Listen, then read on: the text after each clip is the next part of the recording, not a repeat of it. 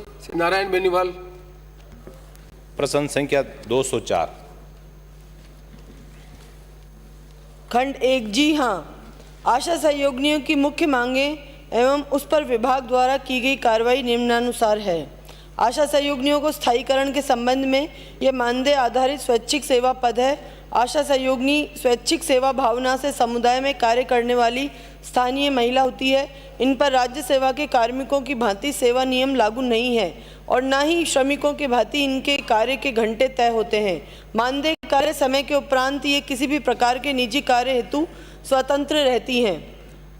2। आशा सहयोगिनी के मानदेय वृद्धि। ICDS की ओर से आशा सहयोगिनियों को प्रतिमाह नियत मानदेय राशि 2700 रुपये का भुगतान किया जा रहा है। 1/8/19 से 2500 रुपये से बढ़ाकर 2700 रुपये प्रतिमाह किया गया, जो पूर्णतः 100% राज्य सरकार द्वारा देय है तथा इसके अतिरिक्त चिकित्सा विभाग के द्वारा चिकित्सा विभाग से कार्य आधारित भुगतान भी दिया जा रहा है, जिसकी प्रति परिशिष्ट अवलोकनार्थ है। इस संबंध में कार्य आधारित भुगतान बढ़ाने हेतु माननीय मुख्यमंत्री द्वारा भारत सरकार को पत्र लिखा गया है, जिसकी प्रति परिशिष्ट ब पर संलग्न है। आशा सहयोगिनियों का मानदेय वृद्धि बजट की उपलब्धता पर दिया जाएगा। खंड 3। ANM के कोर्स में 10, 20, 30% आरक्षण के संबंध में चिकित्सा एवं स्वास्थ्य विभाग द्वारा अवगत कराया गया कि इसमें आंगनवाड़ी कार्यकर्ता हेतु 5%, आशा सहयोगिनियों हेतु 10%, चिकित्सा विभाग के कर्मचारियों हेतु 15% आरक्षित किए जाने हेतु चिकित्सा एवं स्वास्थ्य ग्रुप 3 विभाग के पत्र क्रमांक 97 दिनांक 1/1/21 द्वारा आदेश जारी किए जा चुके हैं, जिसकी प्रति परिशिष्ट स पर संलग्न है। खंड 4। आशा सहयोगिनियों को श्रम अधिनियम के अनुसार उच्च कुशल कार्य का लाभ के संबंध में ये मानदेय आधारित स्वैच्छिक सेवा पद है। इन पर राज्य सेवा के कर्मियों की भांति सेवा नियम लागू नहीं है, न ही श्रमिकों के बराबर इनके घंटे तय हैं। मानदेय के अलावा ये अन्य कार्य भी कर सकती हैं। आशा सहयोगिनियों को एक ही विभाग में किए जाने के संबंध में आंगनवाड़ी केंद्र के लाभार्थी एवं चिकित्सा विभाग के लाभार्थी समान होने के कारण आशा सहयोगिनियों को मानदेय ICDS विभाग द्वारा एवं इंसेंटिव चिकित्सा विभाग द्वारा दिया जा रहा है। आशा सहयोगिनियों को एक ही विभाग में रखे जाने के संबंध में पत्रावली प्रक्रियाधीन है।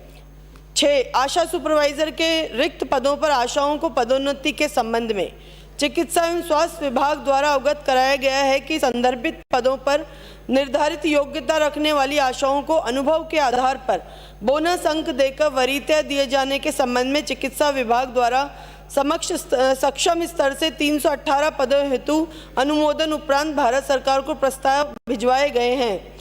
7। आशा सहयोगिनियों को पद पर रहते हुए अन्य कोर्स करने के लिए अनुमति प्रदान के संबंध में आशा सहयोगिनियों को ANM प्रशिक्षण में चयनित होने पर मानदेय पद रिक्त रखते हुए अवकाश स्वीकृति की अनुमति दिए जाने के संबंध में आदेश की प्रति परिशिष्ट द पर संलग्न है।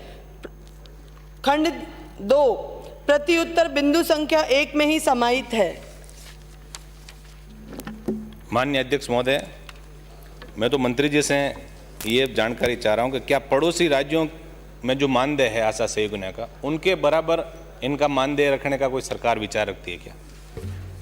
माननीय अध्यक्ष महोदय, हर राज्य की अपनी अपनी नीति है और मैं समझती हूँ राजस्थान हिंदुस्तान में भारत में पहला ऐसा राज्य है जो 2700 रुपये की राशि आशा सहयोगिनियों के नाम पे 100% अंशदान राज्य सरकार द्वारा दे रहा है। इंसेंटिव के तौर पे जो मेडिकल विभाग द्वारा दिया जाता है उसमें अलग अलग राज्यों के अलग अलग नियम है, उनके आधार पे विभिन्न राज्यों में इंसेंटिव दिया जाता है, लेकिन मानदेय हमारा अन्य राज्यों से ज़्यादा है। साथ ही मैं एक चीज़ और कहना चाहती हूँ अध्यक्ष महोदय, माननीय सदस्य को, कि आंगनवाड़ी कार्यकर्ता, आंगनवाड़ी सहायिका सभी में भारत सरकार द्वारा 60% और राज्य सरकार द्वारा 40% के अनुपात में भुगतान किया जाता है। लेकिन मुझे सदन को बताते हुए हर्ष भी है और दुख भी है कि जो अनुपात भारत सरकार का है वो पूरा नहीं होते हुए आज की तारीख में आंगनवाड़ी कार्यकर्ता और सहायिका का 62% अंशदान राजस्थान सरकार दे रही है और 38% अंशदान